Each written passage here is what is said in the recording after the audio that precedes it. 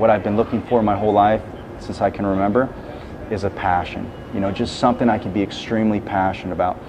And photography, the subway, this is my passion. And the funny part, and I tell everyone this, is that 10 months ago, prior to starting this account, I hated the New York City subway, and I knew nothing about photography.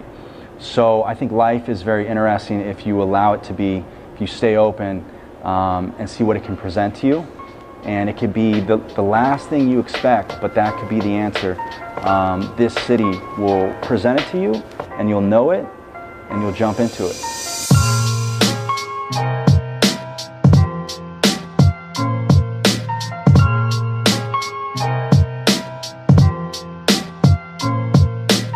Monday through Friday, 8 to 6.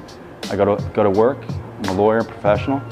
And then outside that, all my time goes into this account. The balance is definitely something I'm learning as this account grows, because it is time consuming, but it just comes with time, it comes with experience, and it's just, it's something you learn as you progress.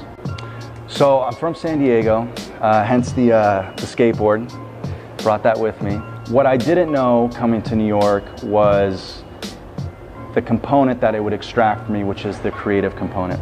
What I've discovered about myself since moving to New York, and I think what everyone does, is their creativity, right? This inner muse that they have that sometimes we don't know if it exists, but when you get to this city, it just pulls it out. I think for me, really what it comes down to is I love to create something that's my own, and then look at it and say, hey, this is the result of my work, my imagination, and of course help from other people, but I love creating things. It's just such an interesting place because you have all walks of life down on the subway. You have the rich, you have the poor, you have all different religions, you have all different races. But when we get here on the subway, we forget all those things.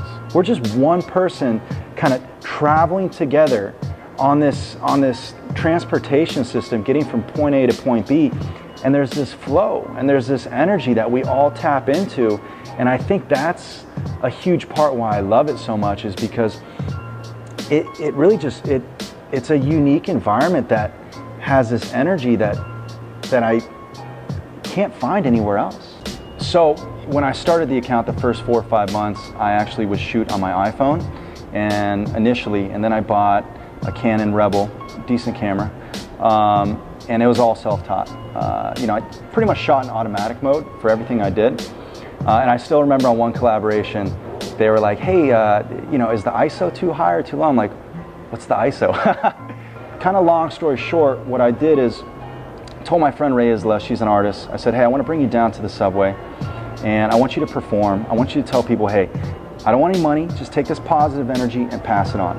And then it turned to this point where I got a camera.